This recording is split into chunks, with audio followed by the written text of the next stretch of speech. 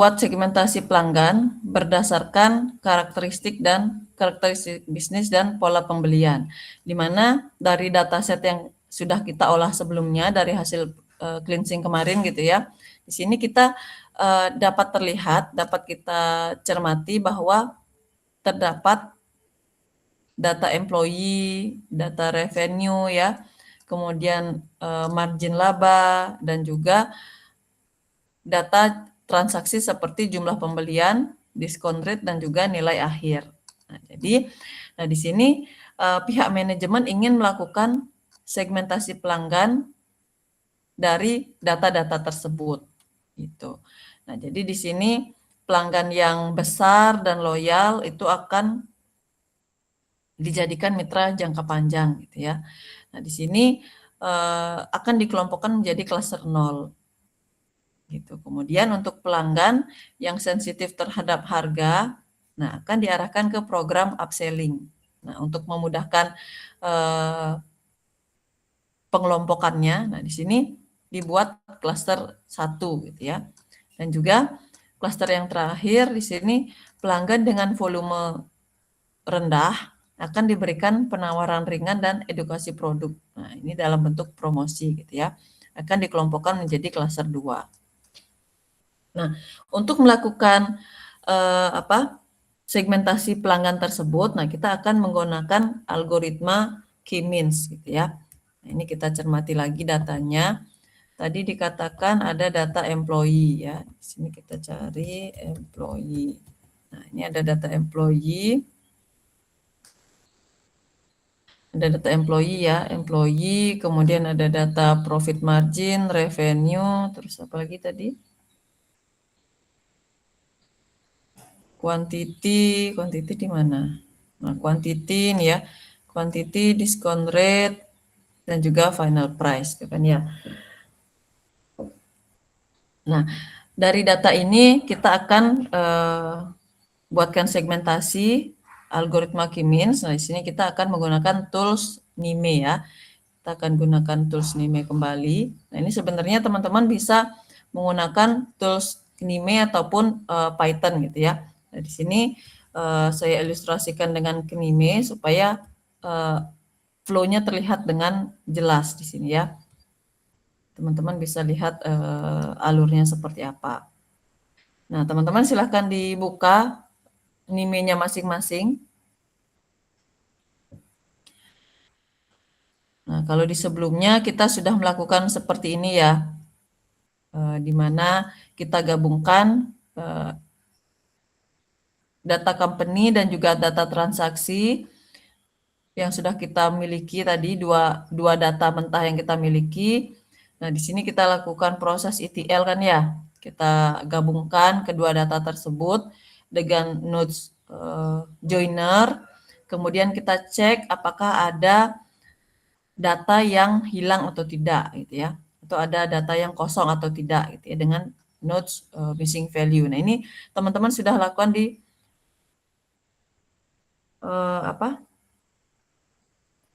di praktikum awal-awal gitu ya, proses ETL dengan KNIME ini. Nah, kemudian di sini kita cek kita lakukan string manipulation di sini ya. Nah, di string manipulation di sini kita lakukan untuk penyamaan format penulisan dari product name seperti itu.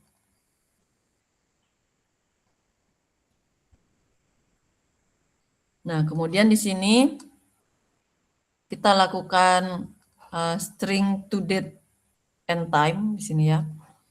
Nah, di sini untuk mengubah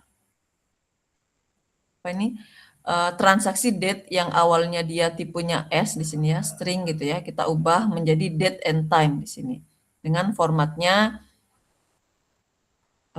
tahun, bulan, tanggal gitu ya, supaya nanti bisa digunakan untuk filter gitu kan kemarin. Nah, selanjutnya di sini kita lakukan ekstraksi date and time-nya menjadi bentuk apa kemarin ini?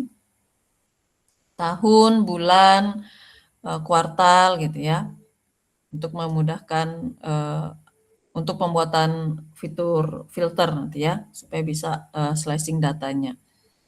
Nah, kemudian di sini kita lakukan kolom filter gitu ya, untuk memilih data-data atau variabel-variabel apa saja yang akan kita gunakan dalam dashboard, gitu kan. Nah, kemudian di sini kita upload hasil ETL tersebut ke dalam Google Spreadsheet. Nah, kita gunakan Notes, Google Authenticator, dan juga Google Connector. Gitu. Nah, selain kita update ke Google Sheet, ke Spreadsheet, nah bisa juga diekspor ke format CSV nih.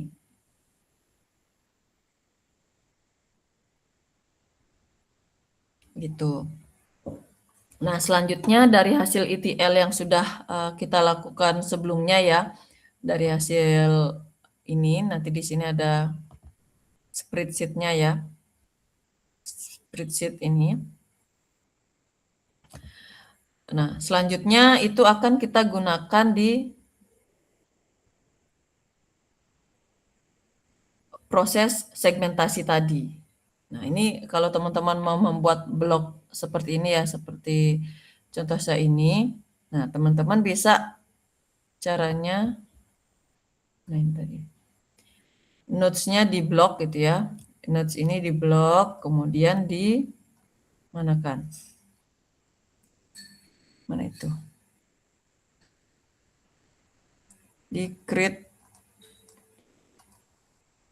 Nah, dibuat metanode-nya supaya dia terblok gitu ya. Supaya lebih ringkas tampilannya, itu bisa itu. Nah, di sini saya buatkan metanode supaya tidak terlalu tidak terlalu membingungkan gitu ya, supaya lebih rapi tampilannya. Nah, di sini kita akan lakukan clustering di sini. Nah, jadi teman-teman kemarin sudah sampai autentikator belum ya? Saya lupa. Nah, jadi di sini kemarin outputnya sampai mana teman-teman? Sampai di CSV kah? Yang praktikum sebelum UTS ya itu ya?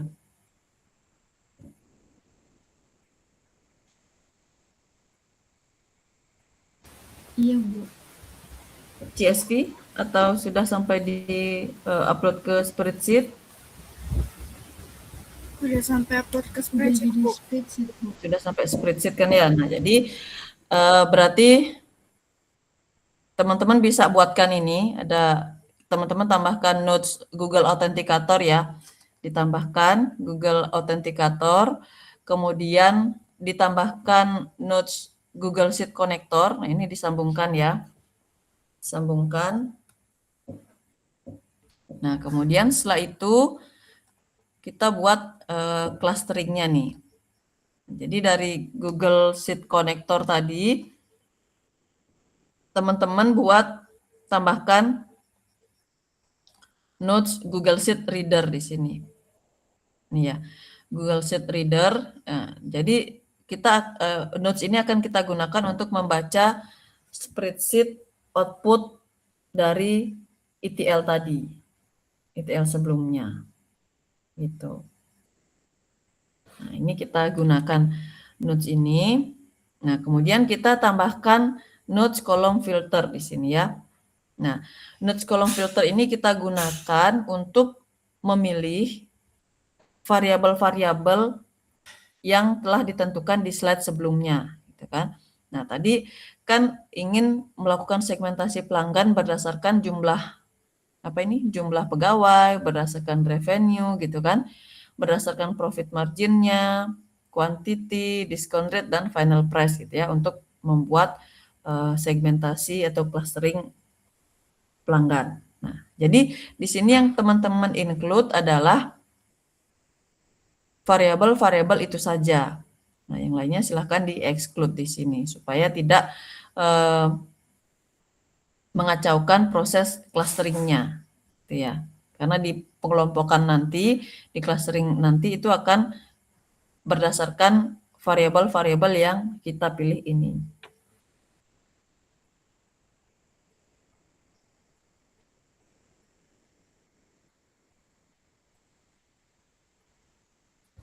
Seperti itu. Nah, kemudian barulah kita di execute ya, jangan lupa ya untuk mengecek apakah nodes tersebut berhasil berjalan atau tidak. Nah, kemudian di sini kita tambahkan nodes string to date. Nah, karena kita ingin mengubah akan mengubah, ini coba kita lihat ya tipe datanya apa di sini ya. Nah, di sini kita lihat ya dari hasil kolom filter ini si employee, revenue, profit margin, kuantitas, discount rate, dan final price di sini kan dia tipe datanya string nih, ya kan? Nah, kalau di sini terdetek tipe datanya itu string, padahal isinya itu kan number ya teman-teman ya. Nah, jadi perlu kita ubah nih tipe datanya dengan menggunakan node string to number gitu. Nah, tapi kalau di teman-teman tipe datanya sudah betul, sudah number, berarti tidak perlu menambahkan nodes tersebut. Begitu ya. Nah, kemudian di node string to number ini, nah kita include-kan semua variabel tadi. Nih ya, employee, revenue, profit margin hingga final price kita include-kan. Nah, karena variabel-variabel ini yang akan kita gunakan untuk membuat clustering, ya. Nah, kalau sudah dipilih, jangan lupa teman-teman klik apply dan execute di situ.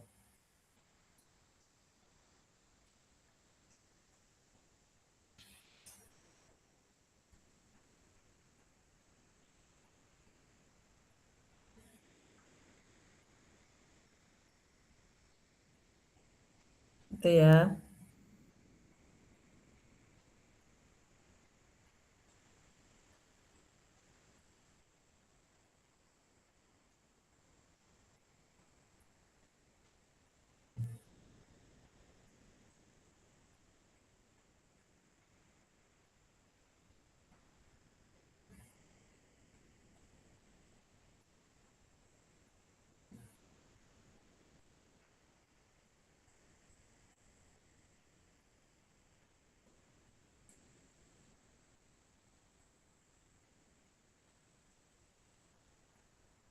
Sudah teman-teman?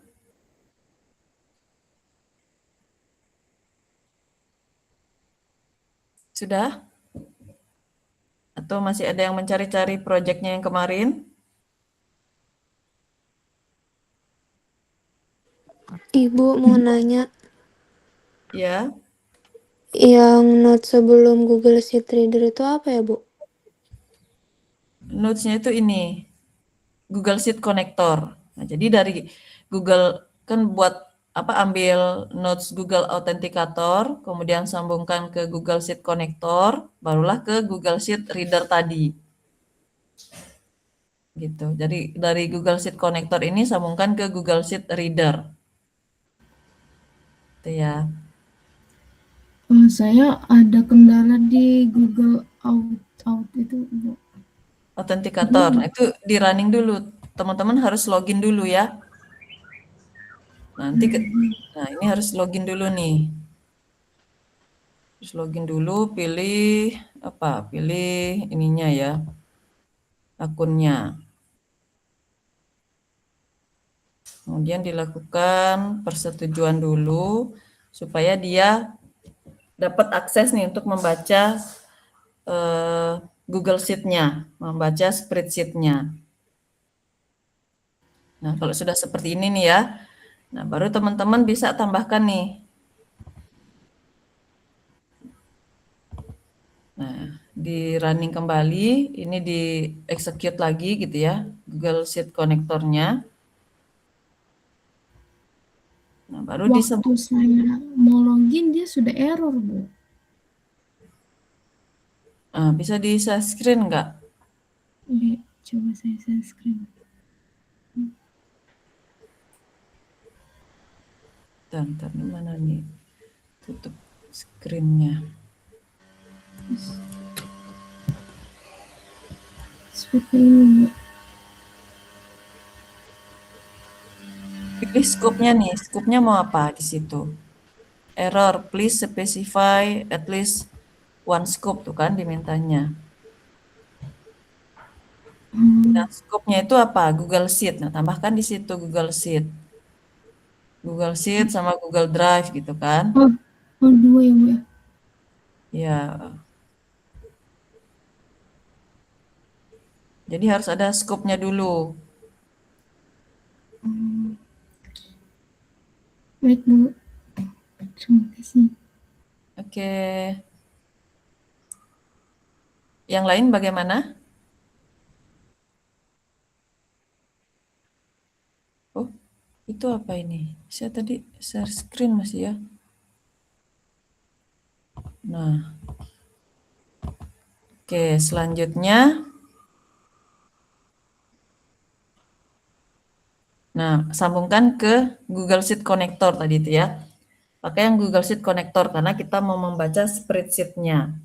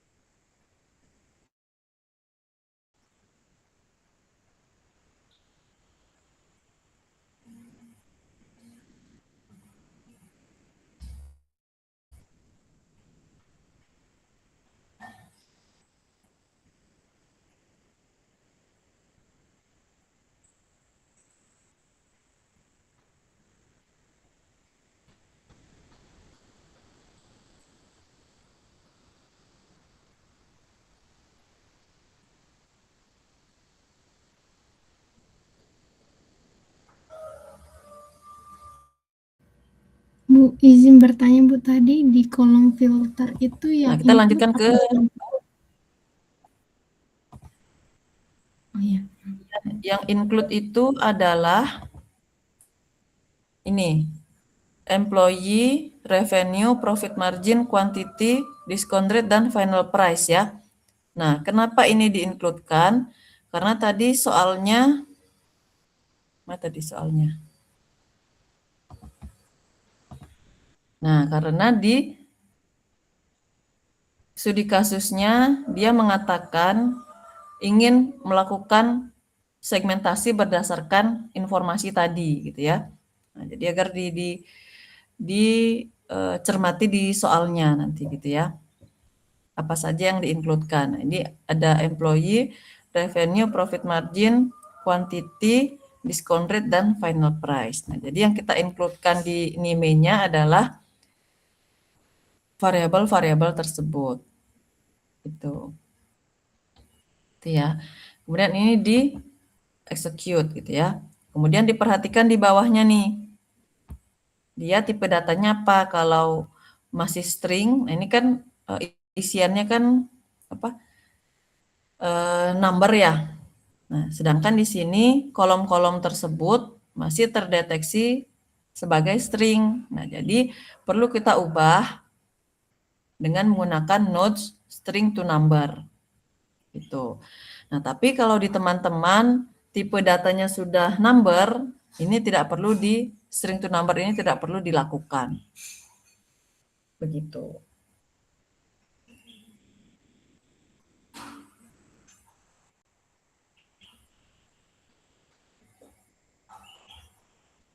Itu ya.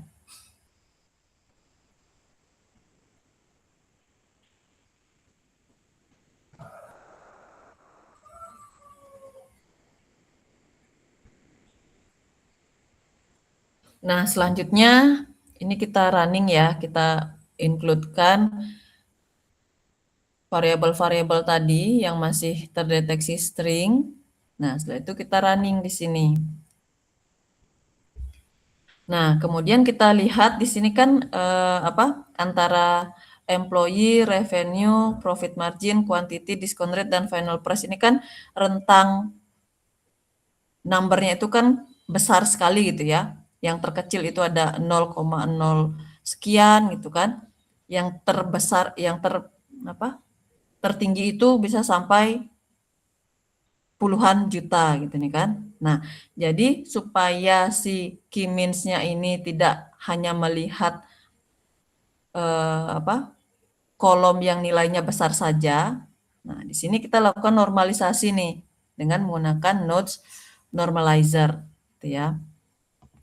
Kita gunakan node normalizer supaya variabel-variabel ini dia memiliki rentang nilai yang sama gitu. Jadi ketika penggolongan di k-means-nya, di clusteringnya sudah nilainya itu sudah sama range-nya. Jadi kita lakukan dengan nodes normalizer di sini. Kita klik execute gitu ya. Nah, ya, jangan lupa tadi di-include-kan semuanya. Kemudian di sini metode normalisasinya itu ada min max, kemudian ada z-score, ada decimal scaling gitu ya. Nah, ini masing-masing metode normalisasi ini dia punya fungsinya yang berbeda-beda. Nah, kalau di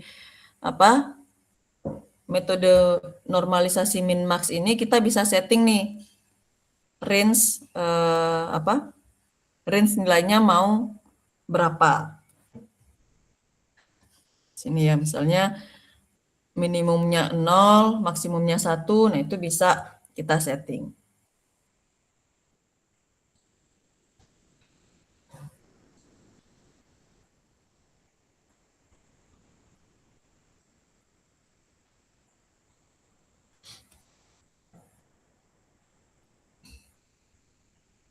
Gitu. Nah, kalau untuk yang z-score, nah ini kita tidak perlu menginputkan angka gitu ya, seperti di min-max, karena di metode z-score ini, dia akan mengubah datanya itu berdasarkan rata-rata dan juga standar deviasinya. Gitu. Jadi nilainya bisa minus nih di sini gitu ya, tergantung dari standar deviasi dan nilai rata-ratanya tadi. Gitu. Nah, artinya apa kalau nilai z-score-nya itu nanti minus gitu ya. Nah, artinya nilai tersebut dia semakin jauh di bawah rata-rata gitu. Kalau nilainya positif berarti dia berada di atas rata-rata. Nah, ini misalnya ini kan dia ada min 0,05 gitu kan, berarti dia nilainya itu di bawah rata-rata nih. Gitu. Kalau yang plus ini positif gitu ya, berarti dia nilainya di atas rata-rata. Gitu. Itu kalau untuk yang metode z-score. Itu. Nah, jadi untuk z-score ini dia cocok ya untuk algoritma k-means gitu ya. Karena dia tidak terlalu sensitif terhadap data outlier nih. Jadi metode z-score ini juga paling sering digunakan pada analisis data mining. Gitu. Nah, kemudian di sini ada metode decimal scaling gitu ya. Nah, jadi untuk yang decimal scaling di sini dia menggeser koma desimalnya gitu, sehingga semua nilainya itu berada pada rentang kecil gitu. Jadi normalisasi ini pada dasarnya dia menstandarkan rentang nilai dari data yang kita miliki ya. Kalau sebelumnya ini kan range-nya terlalu besar ya, dari 0,0 sekian hingga puluhan juta gitu ya, bahkan ratusan juta mungkin kalau ada datanya di sini. Nah, kemudian di sini kita normalisasi supaya data-datanya tersebut berada di range yang sama. Gitu. Itu ya. Nah, di sini kita pilih metodenya itu z-score. Nah, kenapa bukan decimal scaling? Nah, karena di sini dia distribusi datanya tidak dimiliki nih gitu ya, tidak diperbaiki maksudnya, tidak diperbaiki. Nah, jadi kurang cocok untuk pemodelan data mining ataupun machine learning. Tuh, jadi kita pilih Z-score ini gitu ya, karena tiap satuan datanya itu dia beda-beda. Tadi kan ada yang desimal, ada yang apa itu ribuan, jutaan gitu kan, begitu. Nah, biasanya kalau K-means itu menggunakan Z-score ini, gitu ya, atau alternatif keduanya menggunakan min-max. Tuh, jadi apa? Dua metode tersebut yang biasanya digunakan. Seperti itu. Nah, setelah itu, ini setelah dinormalisasi, nanti akan berubah outputnya seperti ini. Yang awalnya datanya data real gitu ya, sudah berubah menjadi Z-score. Nah, setelah itu barulah kita tambahkan nodes K-means ya, untuk membuat apa tadi? Untuk membuat clustering tadi. Nah, ini kita kelompokkan. Nah, di sini kita sebutkan nih, kita sebutkan berapa klaster yang mau dibuat. Nah, kita mau membuat 3 klaster gitu kan. Kita mau membuat 3 klaster untuk apa? Datanya dimulai dari mana? Nah, di sini datanya kita acak gitu ya. Jangan gunakan first hero. Kalau first hero ini dia apa? Melakukan pengelompokannya itu berdasarkan data yang paling atas, berurutan gitu ya, dari atas ke bawah seperti itu. Kalau random initiation ini dia secara acak nih, titik awal, titik sentroidnya itu dari mana. Dan pastikan teman-teman centang use static random seed-nya. Ya, supaya apa? Setiap di running nanti hasilnya akan sesuai dengan static random seed-nya ini. Kalau tidak dicentang nanti hasilnya bisa berubah-ubah dia.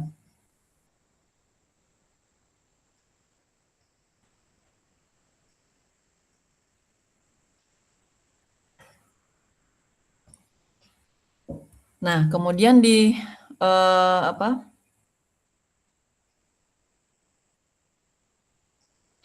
Apa namanya ini?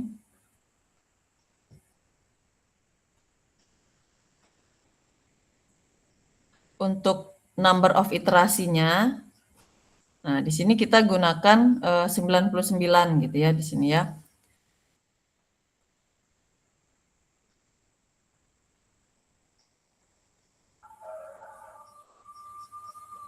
Nah, dan juga yang di-include-kan di sini adalah semua variabel ini. Tuh, sesuai dengan studi kasus.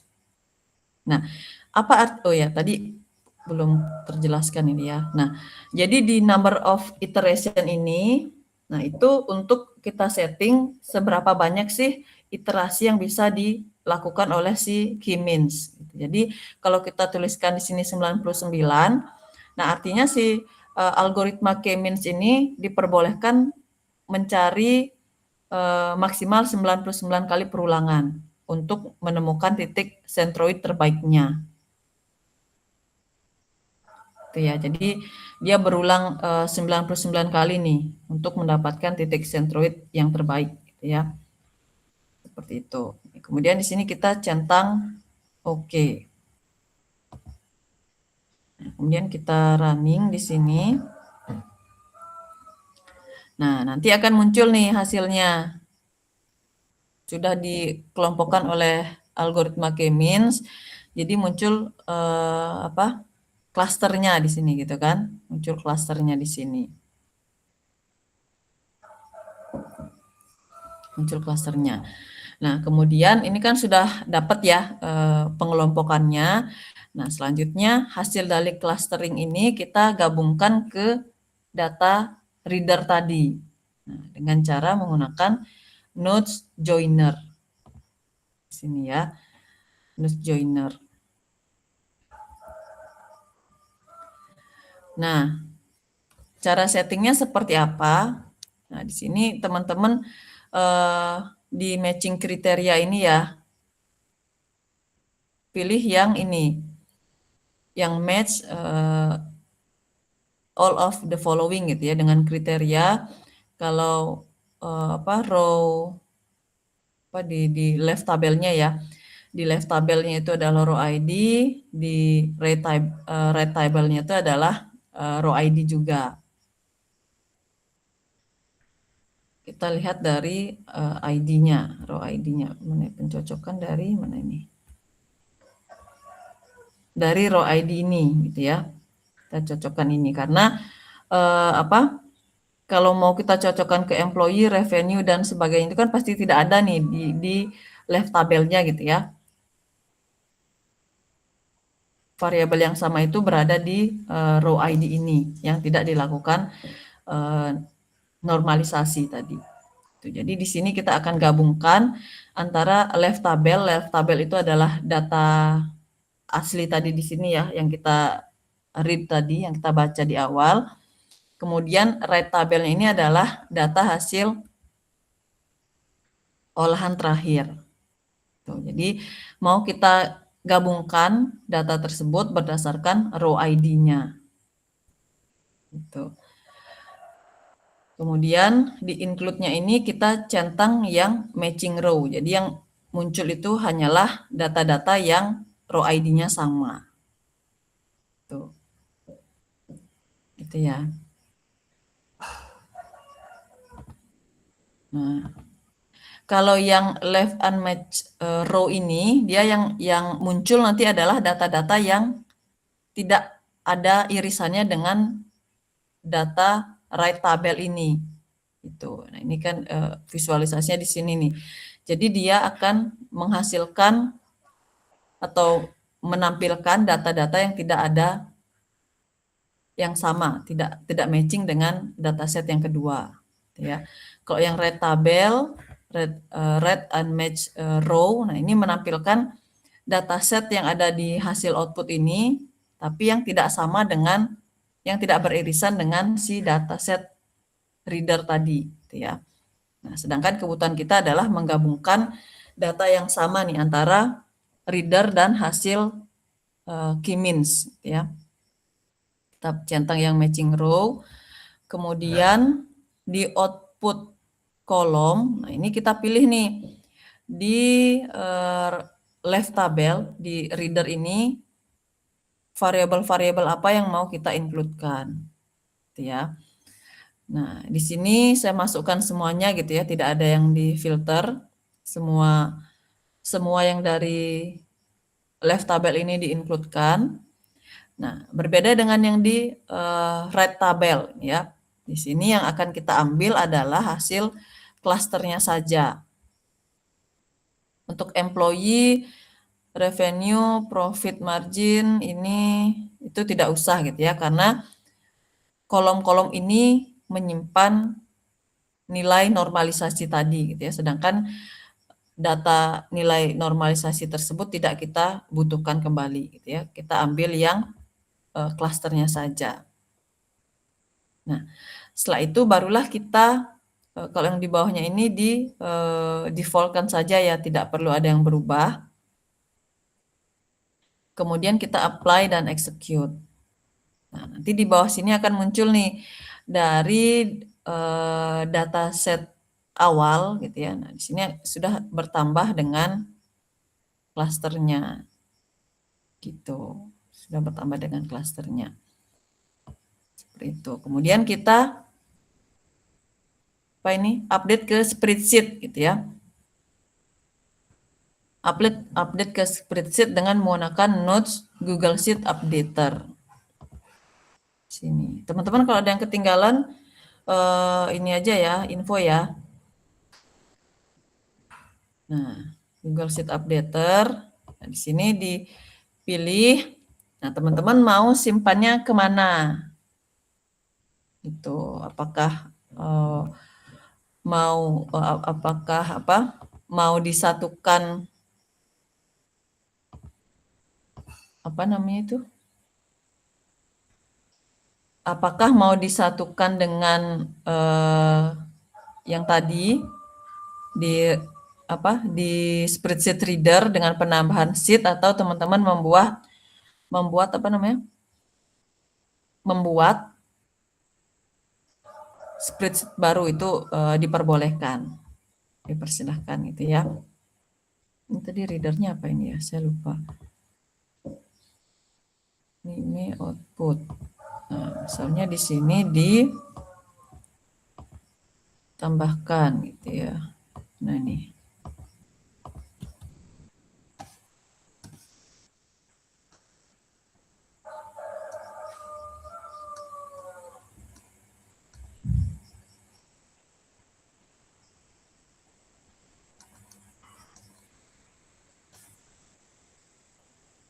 Bentar ya, ini.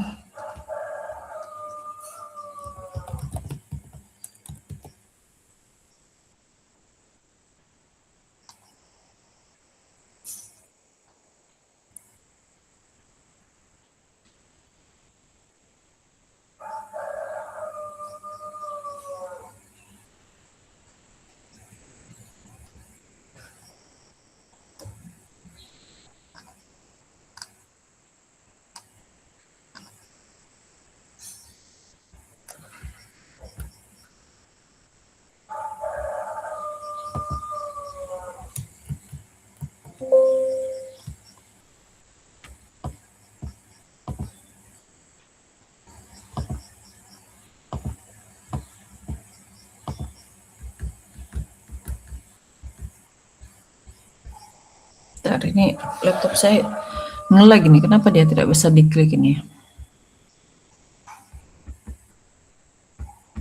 Bisa pula ini diklik. Di teman-teman bagaimana? Apakah lancar? Sepertinya laptop saya udah minta pensiun dia kayaknya ini. Teman-teman sudah sampai mana mengerjakan? Halo?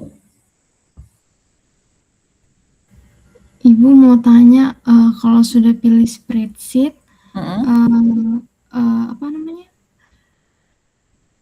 settingannya yang lain apa? Ada yang berubah atau Yang mana?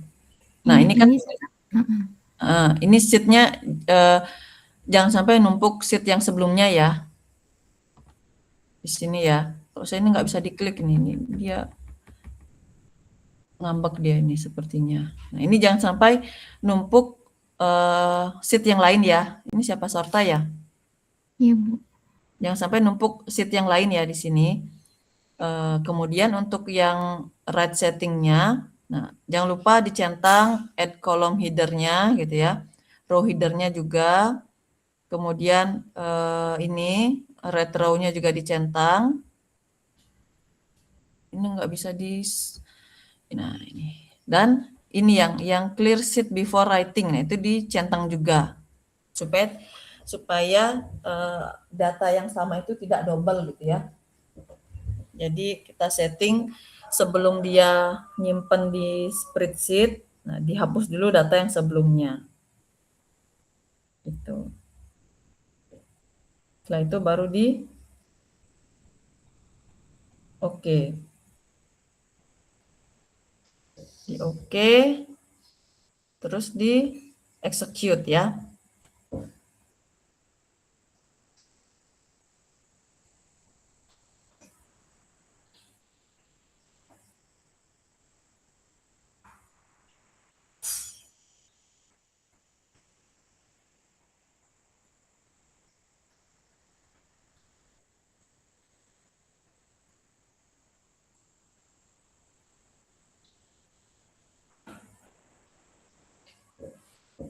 Nanti akan muncul di spreadsheet-nya tuh. Akan muncul hasilnya. Seperti ini gitu ya. Nah, klasternya ada di sini. Gitu. Nah, nanti dari hasil clustering ini, teman-teman bisa tambahkan ke dashboard-nya gimana hasil segmentasi pelanggannya. Gitu ya. Oke, sudah teman-teman?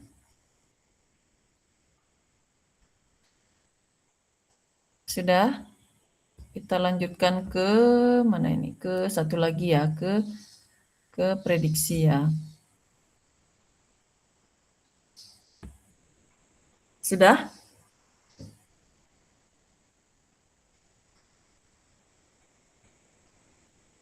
Nah, tadi soalnya. Ibu, saya lupa kalau mau balik dari metanode kayak apa ya, Bu ya? Mau balik dari metanode-nya. Iya, keluar. Nah, mana? Nah, klik ininya nih. Ini kan ada apa ini? Ada navigasinya gitu ya. Nah, kamu klik di sini. Klik, nah dia akan keluar lagi ke sini. Begitu.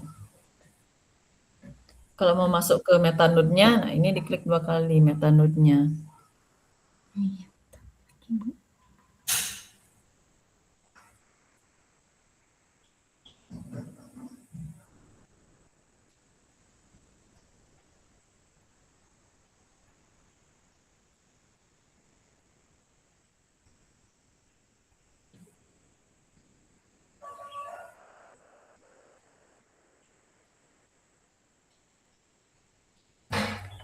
Ya, bisa dilanjutkan teman-teman ke prediksi. Ini apa tadi soalnya? Kita masuk ke prediksi ini ya. Nah, jadi kita mau memprediksi potensi pembelian ulang atau repeat purchase-nya gitu ya. Dengan menggunakan decision tree. Sini. Nah, tadi decision tree itu kan bisa digunakan untuk apa saja. Bisa klasifikasi dan prediksi gitu ya. Nah, di sini kita akan melakukan prediksi dengan decision tree tersebut.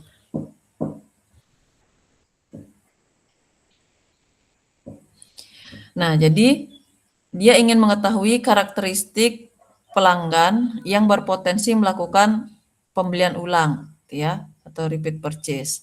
Jadi dengan memahami pola ini, perusahaan bisa mengembangkan strategi loyalty program, penawaran khusus, dan pendekatan retensi yang lebih tepat sasaran, ya. Jadi perusahaan menyediakan data histori transaksi, mencakup profil dan detail pembelian, ya, yang tadi sudah kita miliki. Dan salah satu kolom data is repeated purchase, menunjukkan apakah pelanggan melakukan pembelian ulang atau tidak. Jadi kita akan melakukan hal tersebut. Nah, di sini kita lakukan kembali ya. Kita tambahkan notes reader di sini. Notes reader ya.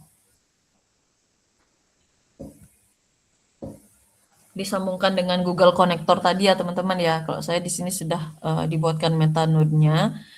Disambungkan dengan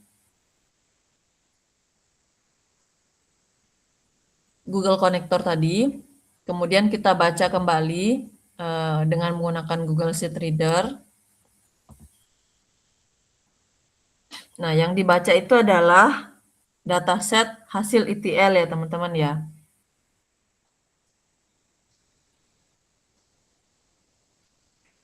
Nah, mau menggunakan dataset hasil ETL atau yang tadi hasil cluster tadi juga boleh gitu ya. Juga diperbolehkan. Nah, di sini saya nggak bisa edit soalnya ini. Nggak tahu dia readernya ini nggak berjalan.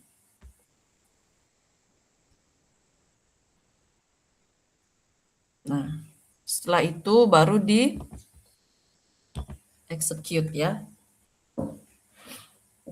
Di execute. Nah, setelah itu kita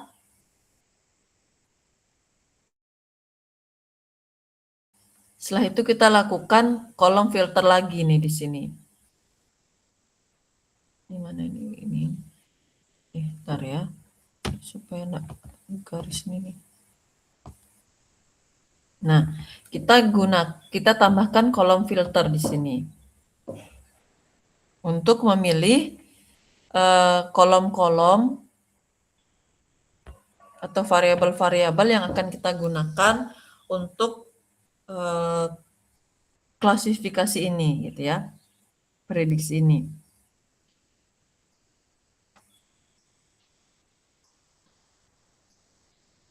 Gitu. Nah, yang dipilih itu industri, employee, revenue, profit ini ya. Nah, ini yang dipilih nih untuk prediksinya.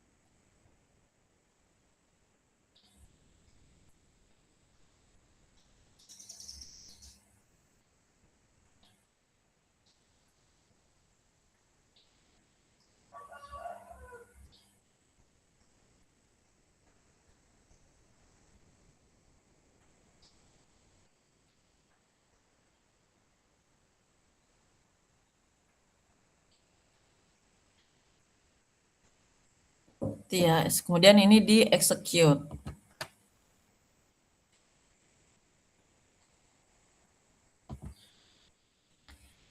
Nah, kemudian kita gunakan nodes one to many di sini ya.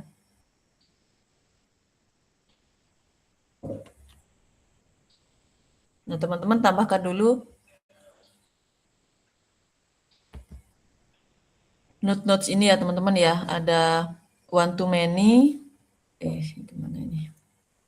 One to many, tabel partitioner, decision learner, dan decision predictor ya. Ini teman-teman tambahkan dulu nodes-nya.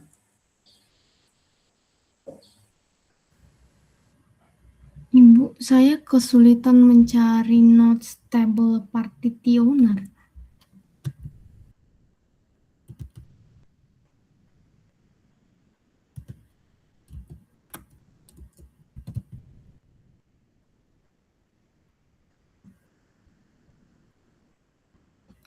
Kalau di saya adanya partitioning aja, Bu. Nggak pakai table.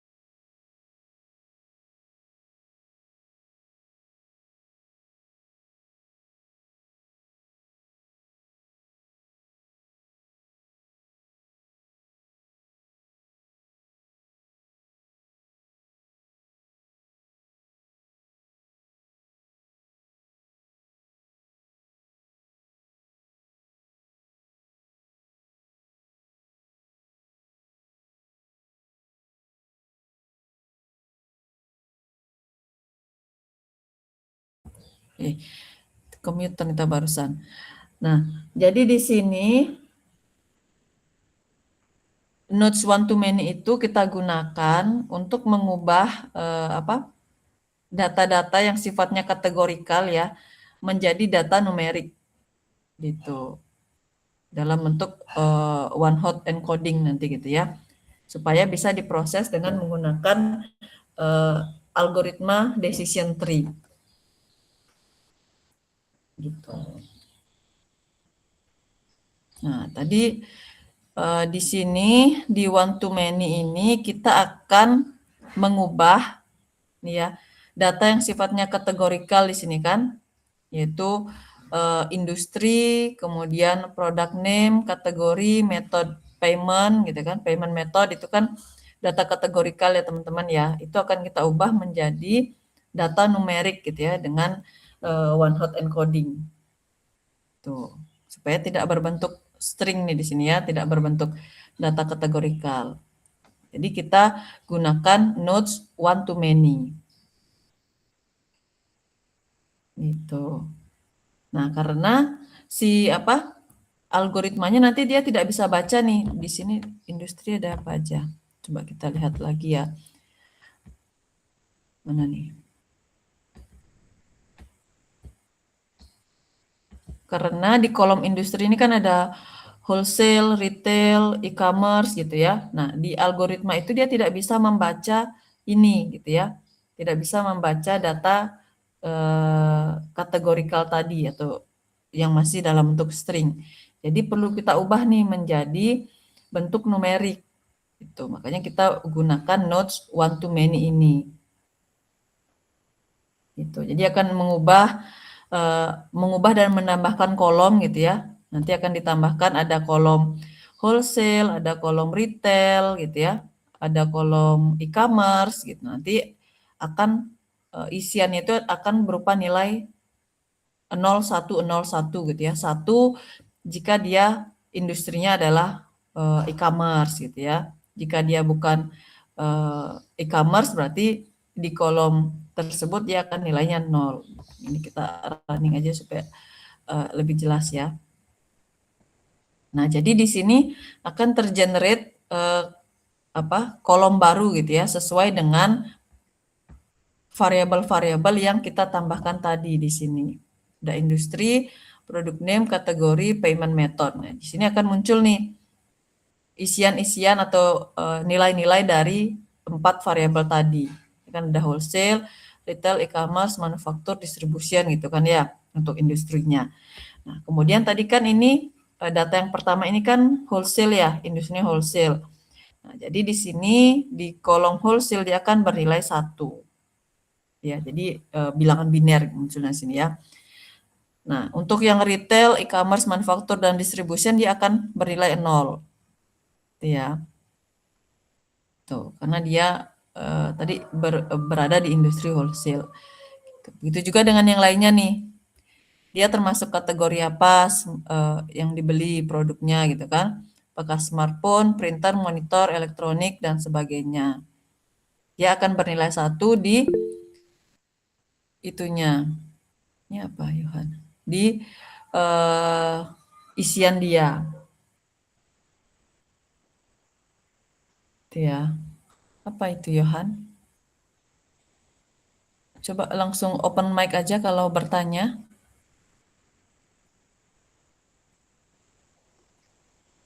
Apa itu? Selamat pagi, Bu. Ya, Bu, saya boleh izin keluar kelas duluan, Kak, Bu? Karena di jam 10 ini saya ada matkul pengayaan, Bu. Yang mana saya ada jadwal untuk presentasi UAS, Bu. oh iya ya, silakan silakan. Oke, Ibu Silakan ya. izin untuk presentasinya itu ada saya, Tari, sama Fadil Pradana, Bu. Oke oke oke. Nanti materinya atau kelanjutan praktikumnya tanya teman yang lain ya. Oke, baik, Bu. Terima kasih, Bu. Oke. Selain Yohan dan teman-teman dan kawan-kawan tadi sebutkan ada lagi tidak yang ada kelas di sesi 2 ini?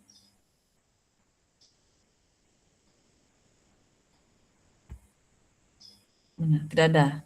Oke. Nah, selanjutnya kita lanjutkan ke tabel partitioning gitu ya di sini ya.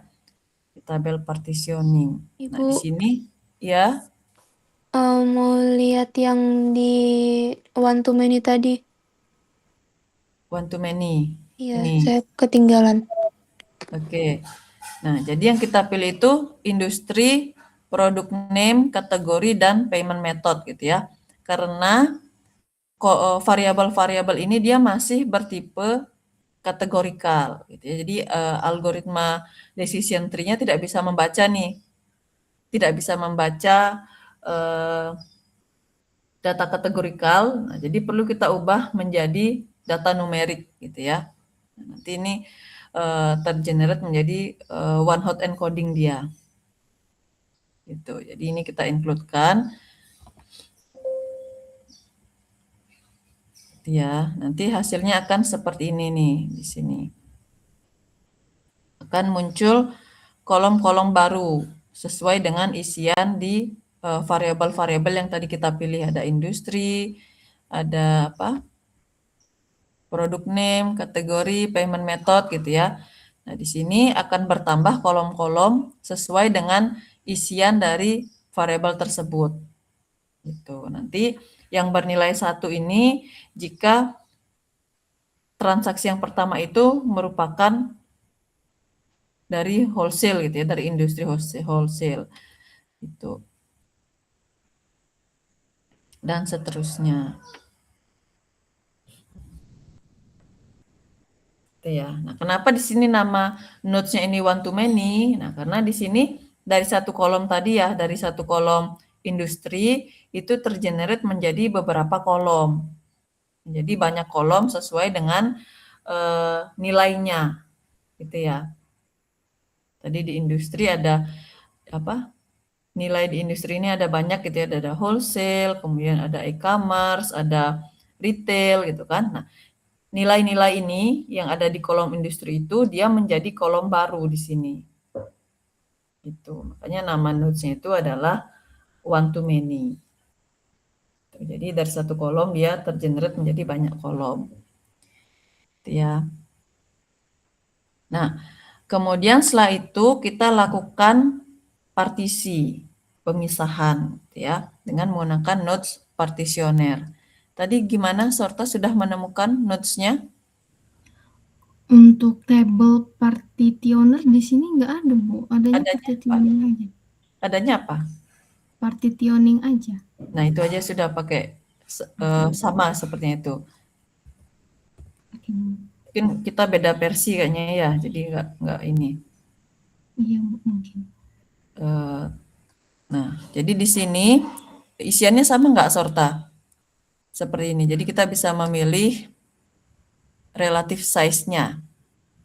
Kalau relatif ada, Bu. Tapi kalau fix random sheet ada, cuman tahunnya nggak ada, Bu. Mana ini? 2005 itu tahunnya, Bu, ya? Atau Oh, bukan. Ini bukan tahun ini. Ini apa? Eh, angka awalan ya ibaratnya ya. Angka awalan nih. Angka awalan untuk mengecek nih ya. Jadi ini opsional sebenarnya. Ini merupakan apa? Optional sheet untuk random sampling. Tuh, jadi untuk memastikan bahwa sheet tersebut dipilih apa gimana kata-katanya ya. Jadi row yang terpilih itu sama nih setiap kali nodes partitioner ini terexecute gitu. Jadi dia tetap berada di nodes di data yang sama gitu. Jadi berapa kali pun di running ulang, dia tidak akan berubah nih hasil partitioningnya gitu. Karena kalau ini tidak di checklist, setiap kali kita running, partisinya itu akan berubah-ubah terus. Nah, tentunya akan mempengaruhi kualitas modelnya. Ya, jadi perlu kita centang nih di sini. Untuk centangnya berapa itu sebenarnya tidak ada ininya, tidak ada standarnya gitu ya. Terserah mau diisi berapa aja. oke, Bu. Mungkin kurang lebih isinya sama, Bu, cuman tampilannya aja yang berbeda. Oke. Oke, di sini jadi di tabel partitioning ini ya, kita bisa men-setting berapa persen sih tabel pertama itu apa namanya itu? Jumlahnya gitu ya. Jumlahnya. Karena dari keseluruhan tabel akan kita pecah dua gitu ya untuk learner dan prediktor. Kan menjadi dua nih, menjadi dua partisi gitu ya. Nah, di sini yang disetting itu adalah partisi pertama. Nah, sisanya itu menjadi partisi kedua, gitu ya. Nah, di sini untuk pemodelan, untuk learnernya porsinya lebih banyak, gitu ya, lebih banyak dibandingkan dengan prediktor. Nah, biasanya untuk first partition atau untuk learnernya itu mengambil 70 hingga 80% dari data yang kita miliki. Gitu. Nah, di sini kita ambil size-nya adalah 70 gitu ya, teman-teman ya. Untuk first partition-nya. Nah, sisanya kemana? 30%-nya itu akan masuk ke second partition di sini. Gitu ya. Seperti itu. Nah, kriteria samplingnya itu seperti apa? Nah, di sini ada random sampling, stratified sampling, linear gitu ya. Itu bisa kita pilih.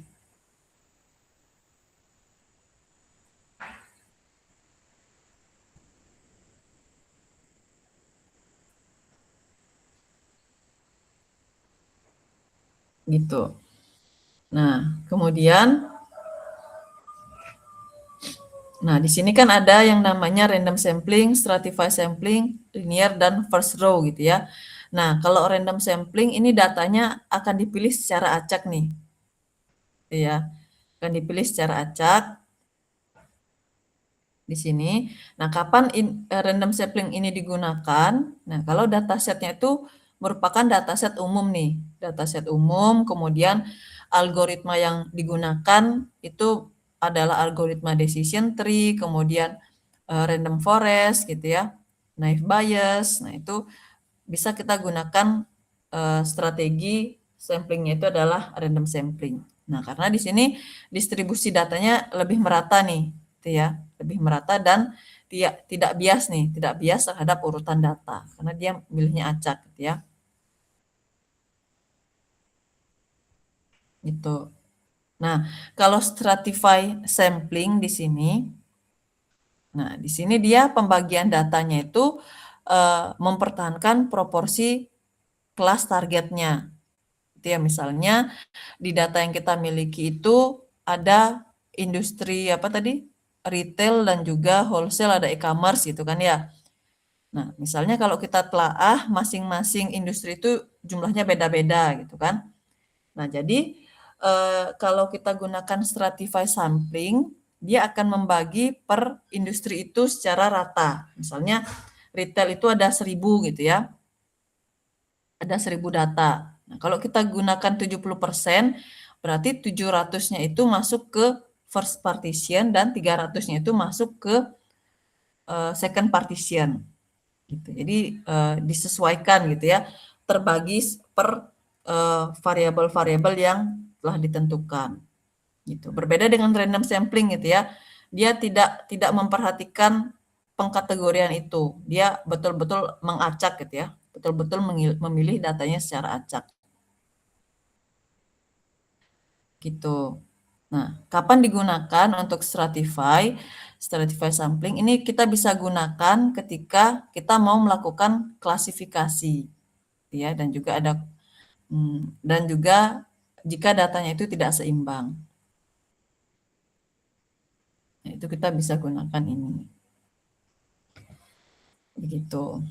Nah, kalau linear sampling ini dibagi sesuai urutan nih. Gitu ya. Nah, untuk linear sampling ini jarang digunakan gitu ya, karena dia ngambil sesuai dengan urutan datanya. Misalnya ada 1000 data, mau dipecah 70% jadi first partition, gitu ya, berarti data urutan 1 hingga 700 itu menjadi masuk ke first partition nih, kalau linear gitu ya. sisanya masuk ke second partition. Nah, jadi untuk sampling linear ini jarang digunakan nih. Jarang digunakan gitu ya. Nah, biasanya digunakan kalau datanya sudah diacak terlebih dahulu.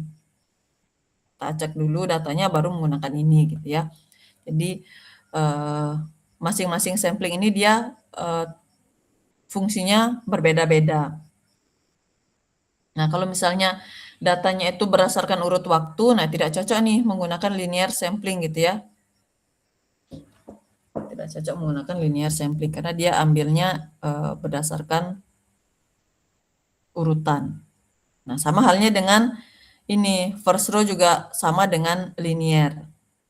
Dia mengambil sejumlah baris pertama. Gitu.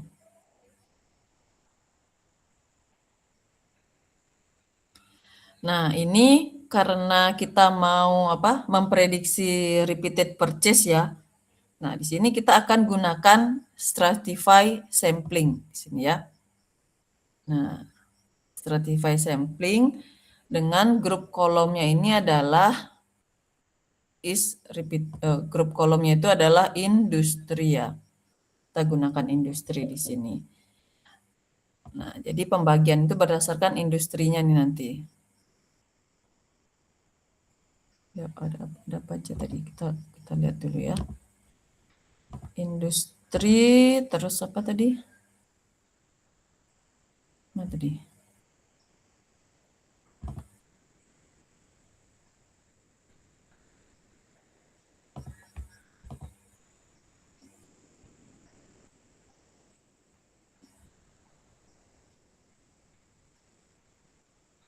Nah, berdasarkan apa ya? Berdasarkan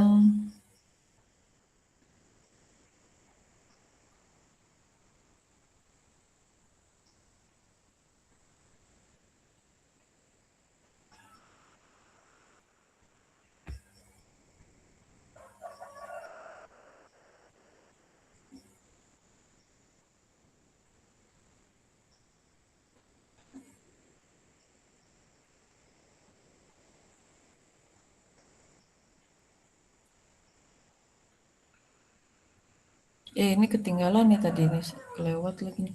Nah, ini balik lagi ke kolom filter ya teman-teman ya. Company name-nya dimasukkan ya. Supaya kita bisa tahu nih kira-kira prediksinya company mana yang akan melakukan pembelian ulang. Ini kita apply-kan lagi ulang ya.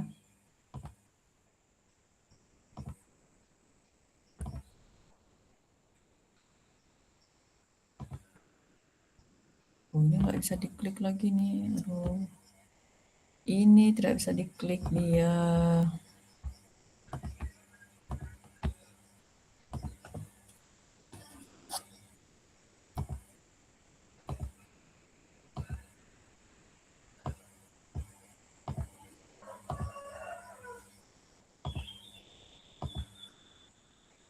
Nah, selanjutnya tadi apa? Sampai mana tadi? Sampai ini ya, sampai grup kolom tadi ya. Nah, selanjutnya ini tadi yang fixed random seed seperti yang ditanyakan oleh Sorta tadi ya. Ini perlu kita centang di sini. Nah, supaya ketika di running dia datanya tidak berubah-ubah. Seperti itu.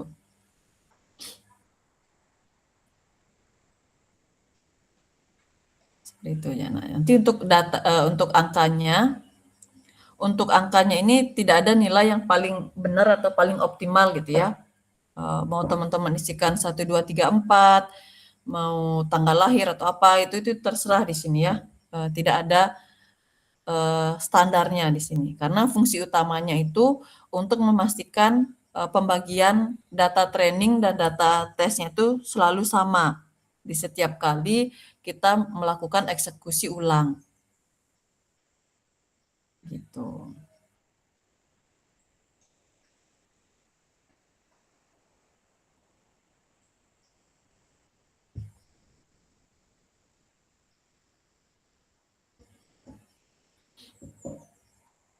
Nah, seed itu angka awal lihatnya ya. Angka awal atau starting point nih, starting point yang digunakan oleh yang digunakan untuk mengacak angkanya gitu.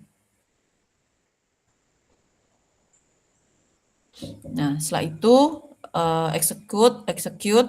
Nah, nanti teman-teman tambahkan nodes ini decision tree learner dan juga decision tree predictor. Itu ya. Nah, di sini yang first partition teman-teman sambungkan ke learner, yang second partition teman-teman sambungkan ke predictor.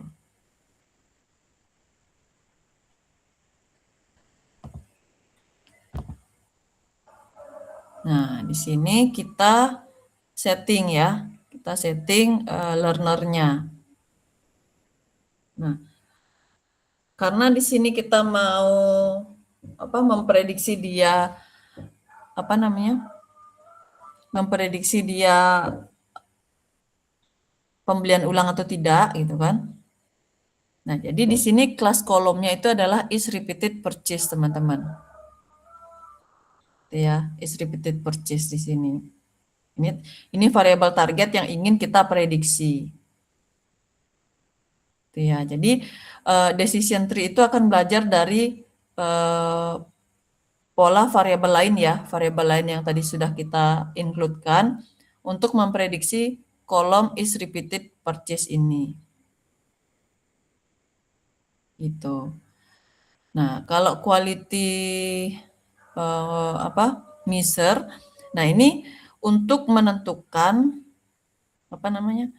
untuk mengukur kualitas mengukur kualitasnya gitu ya. Nah, di sini kita menggunakan Gini index nih untuk menentukan atribut terbaiknya. Seperti itu. Kemudian apa ini? Pruning method. Nah, di sini kita gunakan MDL ya, atau minimum description length gitu ya. Nah, jadi kita gunakan metode pruning MDL ini ya untuk mencegah ranting-rantingnya itu terlalu banyak gitu ya. Tuh.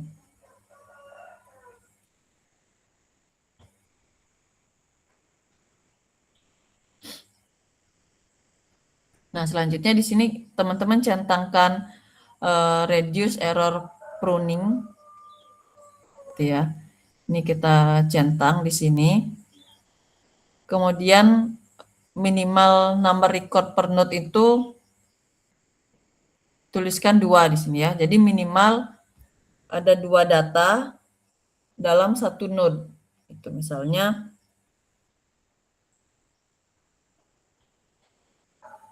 apa misalnya?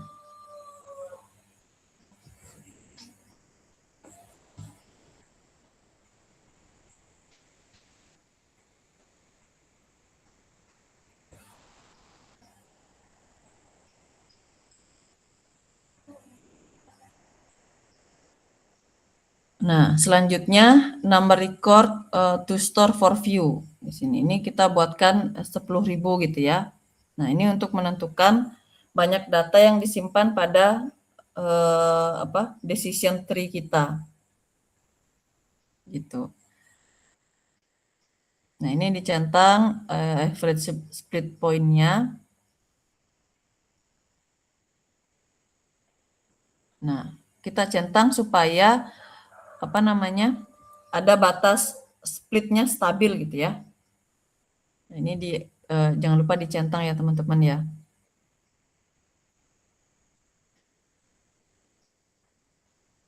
Nah, dan yang lainnya silahkan diikutin ya. Ada number thread-nya itu adalah 8. Nah, ini number thread ini menggambarkan jumlah CPU core yang digunakan gitu ya. Semakin besar hasilnya semakin cepat ya, tapi tetap sama gitu ya, begitu. Lebih ke durasi prosesnya nih. mempengaruhi kecepatan prosesnya. Gitu. Tidak mempengaruhi akurasi dan hasilnya ya teman-teman ya.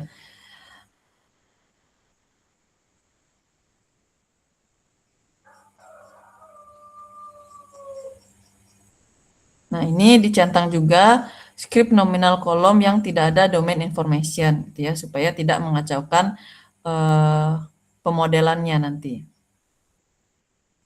Nah, kemudian ini teman-teman klik OK. Yang lainnya nggak perlu ya, biarkan secara default saja. Nah, kemudian ini di execute. Sampai dia buttonnya hijau gini ya, buttonnya hijau. Kemudian di prediktor ini, nah teman-teman biarkan secara default saja di sini, tidak perlu diubah ya.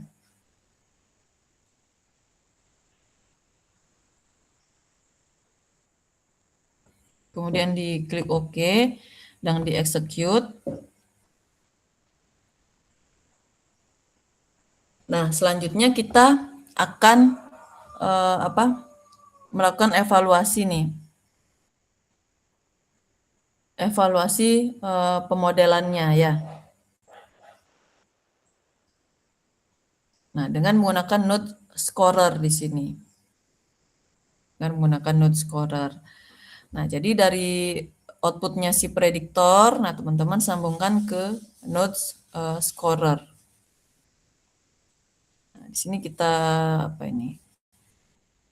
Nah, kita setting first kolomnya itu adalah is repeated purchase, second kolomnya itu adalah prediction is repeated purchase. Jadi kita mau membandingkan nih dari data aslinya dengan prediksinya itu bagaimana kualitasnya, kualitas prediksinya gimana gitu ya. Kita bandingkan dengan data aslinya. Kemudian setelah itu kita OK di sini.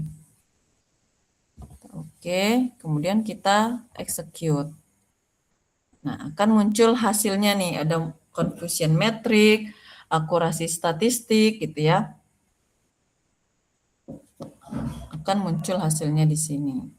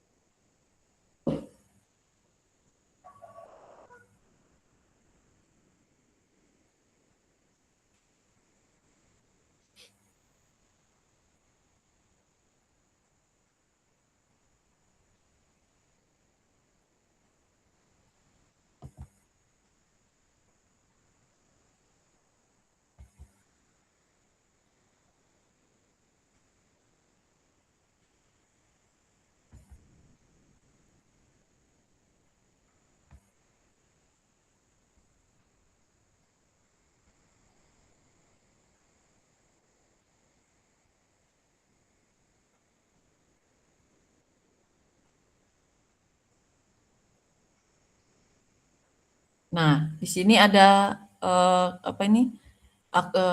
Hasil akurasinya ya, akurasi statistiknya ya.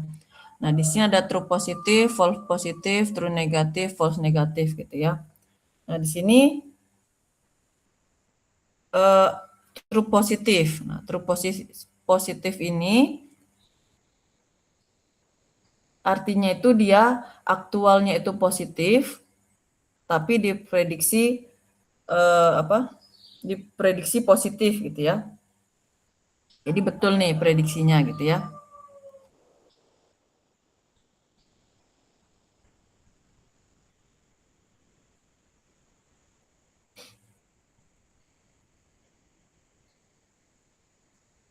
Gitu. Kalau yang false positif ini, ya false positif itu aktualnya false tapi diprediksi true gitu ya. Nah, kalau yang true positif, true negatif itu yang aktualnya false tapi diprediksi juga false. Nah, kalau yang false negatif dia diprediksi apa? aktualnya itu true gitu ya, aktualnya itu true, diprediksinya false. Jadi false negatif di sini ya. Nah, ini bisa terlihat nih, yang betul berapa, yang salah berapa gitu ya. Nah, kemudian ada juga recall, precision, sensitivity ya, F measure, akurasi dan Cohen kapan. Itu juga bisa dilihat dari sini.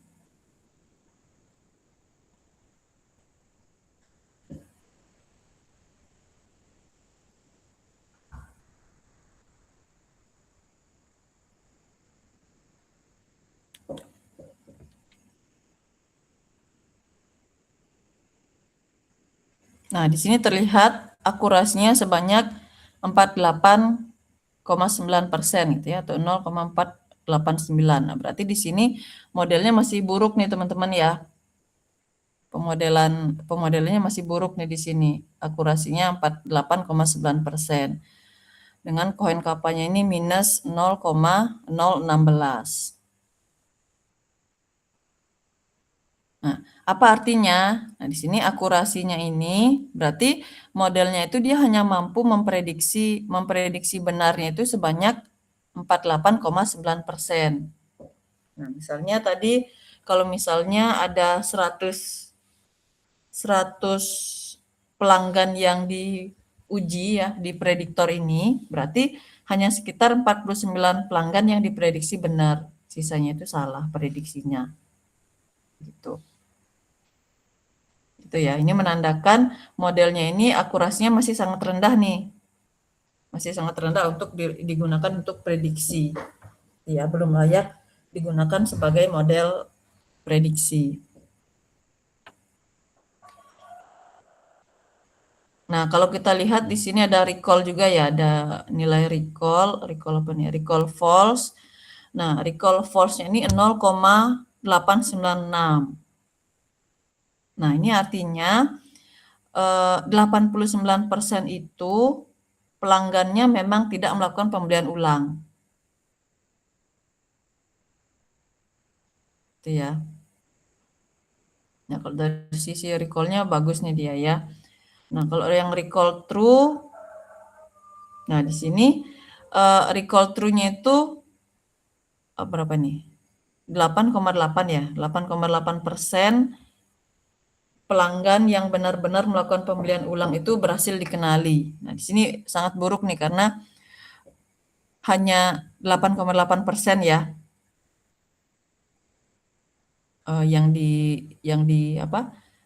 dikenali dia pembelian ulang. Gitu. Misalnya nih ada 100 pelanggan yang repeat purchase gitu ya. Nah, modelnya itu dia hanya menemukan 9 pelanggan yang pembelian ulang.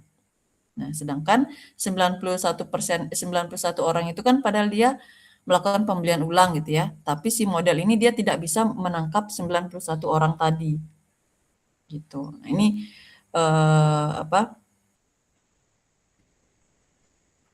recall true-nya jelek gitu ya. Bisa jadi di partisioner ini tadi kita salah memilih metode sampling. Nah, coba kita ubah menjadi random sampling.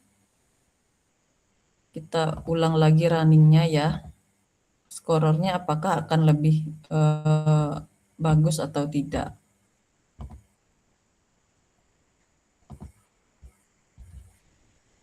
Nah, di sini kita lihat ya, ternyata akurasinya lebih bagus daripada yang tadi gitu ya, walaupun tidak terlalu signifikan nih naik akurasinya ya. Tadi sebenarnya berapa akurasinya itu? Akurasinya tadi 48 ya. 48,9. Ini naik 3%. Gitu. Nah, bisa jadi di partisinya tadi ini gitu ya. Partisinya yang apa itu namanya?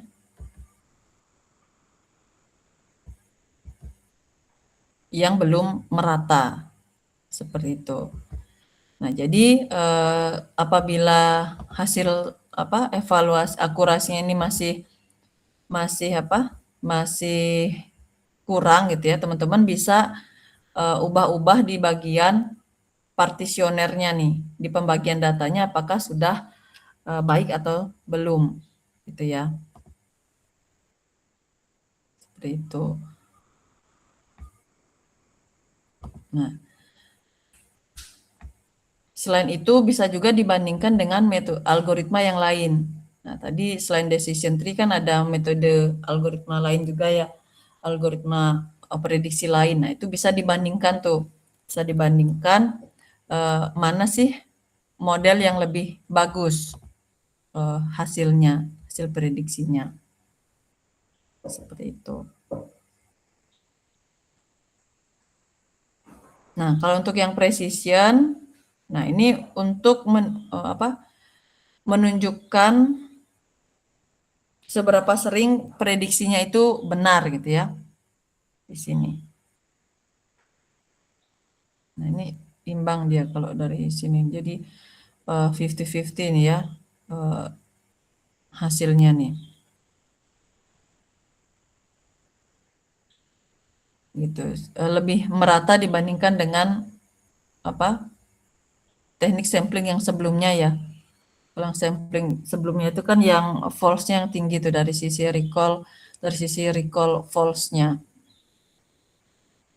Itu. Nah, ini nanti nilai-nilai ini yang menjadi bahan pertimbangan apakah model yang kita buat itu sudah baik atau belum. Seperti itu. Nah, kemudian di sini ada Cohen-Kappa tadi ya, ada Cohen-Kappa nih di sini. Kalau Cohen-Kappa itu dia range-nya itu berkisar 0 hingga 1, teman-teman ya. Bisa minus juga, tapi kalau minus, kalau nilai Cohen-Kappa-nya itu minus, itu menunjukkan interpretasinya itu lebih buruk dari tebakan acak gitu. Jadi masih kurang bagus gitu ya modelnya. Nah, kapan nilainya bagus di sini? Apabila nilai Cohen-Kappa-nya ini di atas 0,8. Nah, itu artinya sangat baik gitu ya. Gitu. Ada range-nya nih. Nah, kalau di sini disimpulkan ya, masih sangat lemah nih di sini ya. Nilai Cohen-Kappa-nya itu 0,037. Nah, artinya modelnya itu masih sangat lemah nih kalau kita gunakan untuk melakukan prediksi. Nah, harus dibandingkan, harus dicari kembali mana sih algoritma yang cocok untuk melakukan prediksi tersebut.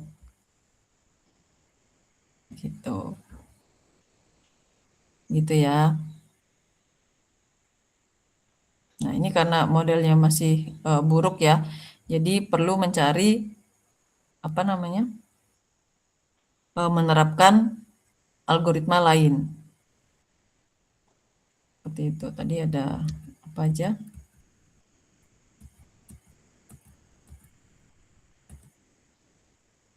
Ada decision tree, ada K-nearest-neighbor, ada random forest, neural network gitu ya. Nanti bisa dibandingkan mana hasil akurasinya yang paling baik.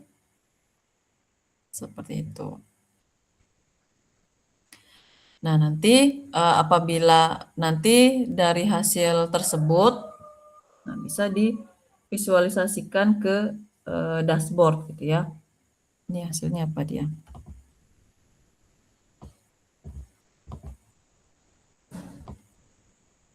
Misalnya hasilnya bagus gitu ya. Ini kita joinkan lagi nih dari data awal gitu ya. Dari data yang kita baca, kita joinkan dengan hasil prediksi.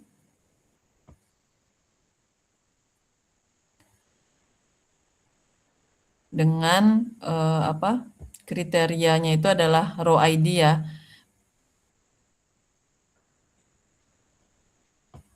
Tapi tidak semua data di sini pasti row ID ya teman-teman ya, disesuaikan dengan datanya teman-teman. primary key-nya apa gitu ya.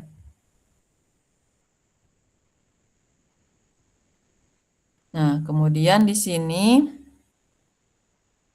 untuk kolom pertama left tabel ini kita include-kan semua.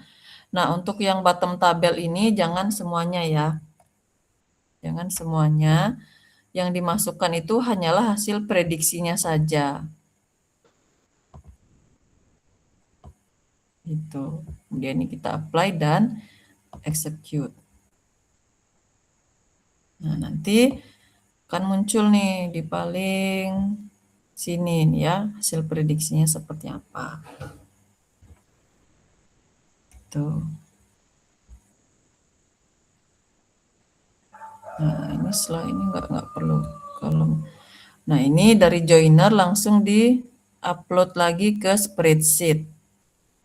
Gitu.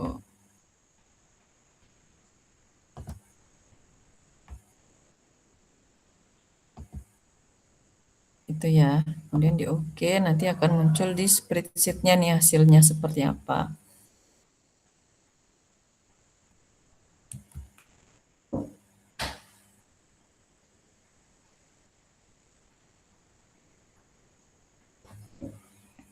Seperti itu ya. Nah, ini kalau penerapan dengan tools Nime gitu ya. Kalau teman-teman mau melakukan analisis data mining dengan bahasa Python juga dipersilahkan. Ini saya gunakan Nime supaya step-stepnya bisa tergambarkan dengan jelas nih. Itu ya, alurnya bisa tergambarkan dengan lebih jelas di sini ya. Seperti itu. Nah, selanjutnya silahkan dari dari data sekundernya teman-teman ya. Dari data sekundernya teman-teman dilakukan analisis data mining sesuai dengan itu tadi. Analisis clustering dan juga forecasting tadi. Ya, atau sesuai dengan yang teman-teman jawab di soal nomor 7.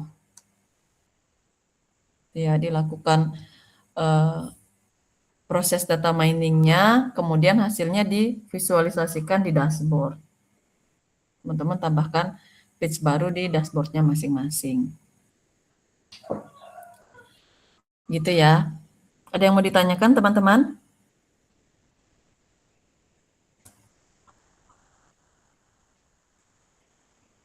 Ada yang mau ditanyakan?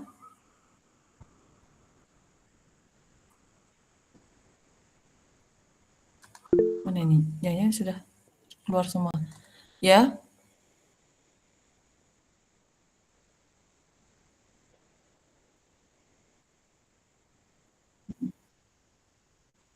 UAS-nya itu apa ya namanya ya?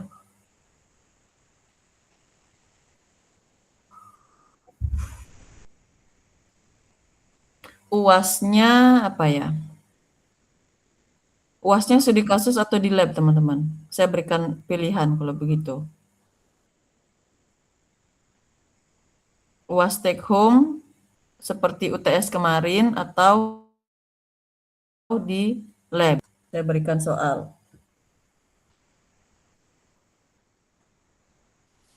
Take home aja, Bu. Take home. Take home. Oke, berarti melanjutkan dari UTS kemarin gitu ya.